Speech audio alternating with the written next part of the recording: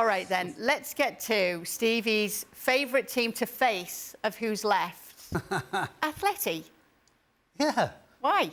Why? Yeah. They've got pedigree in the Champions League in terms of going far. Yeah, when was the last time we got to the final? We got to the final in 2016. Oh, there you go. What's that, 8 years? And 2014. When last did Dortmund get to the final? Tell you what. This isn't... I tell you what, straight off the bat, right? All these teams we're talking about... And then they just knocked out last year. Hold on a second. Straight off the bat, all these teams we're talking about, not one of them is a one-man band. Because that's what Atleti are. You take Griezmann out of that team, I'll tell you what are you left with? Let's be honest. Because without Griezmann, what did they do going forward? Absolutely nothing. And the fact that they were 2-0 down in aggregate at one stage to Inter, I was shocked that they got back in the game. But guess what? It was only because of Griezmann. Now, I guess the argument you would throw back at me as well, if Griezmann's playing, then they are a different team. But let's be honest. This team used to be the ultimate spoilers. They can't keep a clean sheet to save their life. They can't.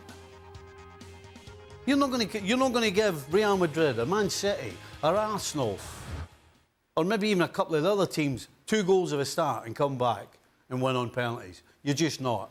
And as I said, so not as good defensively, and without Griezmann, I've no idea where the chances are coming from and the goals are coming from. That's why Atletico Madrid. Is he wrong about Atleti, Luis? A little bit. There is something that I understand what Steve is mentioning, but I think the mentality of this thing is very strong. And when the moments arrive, the big moments, there's where the team kind of raise themselves and start believing. And one more thing, that is the atmosphere at the stadium. Playing at the Metropolitano is something very special. You can feel it when you are there. But in the end, they found that every single supporter of Atletico Madrid was getting bigger. The team was getting bigger, and the support was continuing there. And right now, the people is enjoying. Even though there is not the Calderon, that it was the old stadium, the atmosphere that they create this season has been amazing. And you can feel it. And one of those nights in Champions League, they are always special. And the players can feel it. When you go to play there, definitely you're going to feel the boost that their own fans make for the players. So I think it's going to be very difficult for an opponent team to arrive there and do good. Xhaka, am I right in thinking that you originally had Atleti as your most favoured to face and you changed it? I put Atleti down, kind of my initial reaction, but the more thought about it, I'd prefer to face either Dortmund or PSG. Right, and obviously we took Dortmund out. PSG, yeah, I took Dortmund out.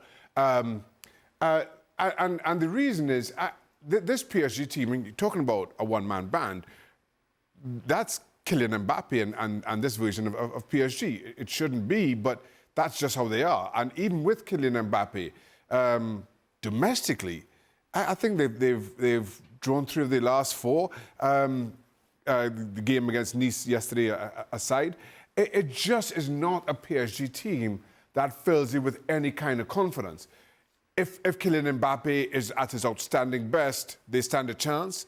Anything less, I don't think PSG are that great. And at this stage of the competition, I think this is when Atleti kind of pride themselves in being the party spoiler. They're looking, mightn't be as they once did, but this is when they're at that kind of resilient best. Well, let's hope for Stevie that Gab's dream draw is not the draw that's drawn tomorrow, when we do find out who will be facing one another in the next round of the Champions League. We are down to the last stages, 8 teams left in the competition, and we'll be talking about those matchups on tomorrow's show. Be sure to join us.